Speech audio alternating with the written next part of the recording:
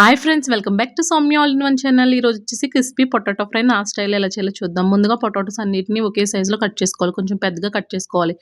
అన్నీ ఒకే సైజులో కట్ చేసుకున్న బంగాళదుంపల్ని మనం ముందుగా 2-3 సార్లు వాటర్లో మంచిగా కడుక్కోవాలి. మనం చూపిస్తున్న విధానంగా కడుక్కొని ఫ్రెష్ వాటర్లో వేసుకుని మళ్ళీ ఒకసారి కడుక్కోవాలి. తర్వాత ఫ్రెష్ వాటర్లో గిన్నెలో వాటర్ తీసుకుని దాంట్లో కల్లుప్పు తీసుకుని మనం కట్ చేసుకుని ముందుగా క్లీన్ చేసుకున్న పొటాటోస్ని వేసుకుని మనం దీన్ని స్టవ్ మీద పెట్టుకుని మంచిగా పొంగొచ్చేంత వరకు ఉంచుకుని ఉడికించుకోవాలి. హాఫ్ బాయిల్ కింద ఉడికిన ఈ బంగాళదుంపల్ని ఇలా జల్లెడ సహాయంతో మనం అన్నిటిని సపరేట్ చేసుకుని పక్కన ఉంచుకోవాలి.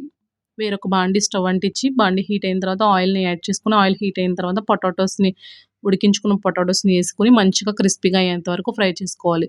మధ్య మధ్యలో గరిటెతో కలుపుకుంటూ ఫ్రై చేసుకోవాలి. అడుగు పట్టకుండా దగ్గరుండి ఫ్రై చేసుకోవాలి. మధ్యలో మనం వెల్లుల్లిపాయలని కొంచెం దంచి వేయాలి. తర్వాత కరివేపాకును కూడా యాడ్ చేసుకోవాలి. వేసుకొని మంచిగా ఫ్రై చేసుకోవాలి. ఇది చాలా బాగుంటుంది. సింపుల్గా పప్పు టమాటా సాంబార్ రెసిపీలోకి చాలా బాగుంటుంది. మధ్యలో మనం టేస్ట్కి సరిపడా సాల్ట్ కూడా వేసుకొని మంచిగా ఫ్రై చేసుకోవాలి.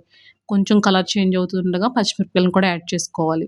ఇలా పచ్చిమిరపకాయలు వేయడం వల్ల చాలా బాగుంటుంది. పసుపును కూడా యాడ్ చేసుకుని మళ్ళీ ఒకసారి గరిటెతో తిప్పుకున్న తర్వాత దీంట్లో మనం టేస్ట్కి సరిపడా ధనియాల పొడి, జీలకర్ర పొడి, కారాన్ని కూడా యాడ్ చేసుకోవాలి. యాడ్ చేసుకుని మంచిగా కలర్ చేంజ్ అయ్యేంత వరకు ఫ్రై చేసుకోవాలి. కలర్ చేంజ్ అవుతుండగా కారాన్ని కూడా యాడ్ చేసుకుని మంచిగా ఫ్రై చేసుకోవాలి. అంతే, ఎంతో simple crispy potato fry ready. Super ఉంటుంది. నా ఛానల్ కనుక నచ్చితే లైక్ చేయండి, కామెంట్ చేయండి, సబ్స్క్రైబ్ చేయండి. Thank you for watching.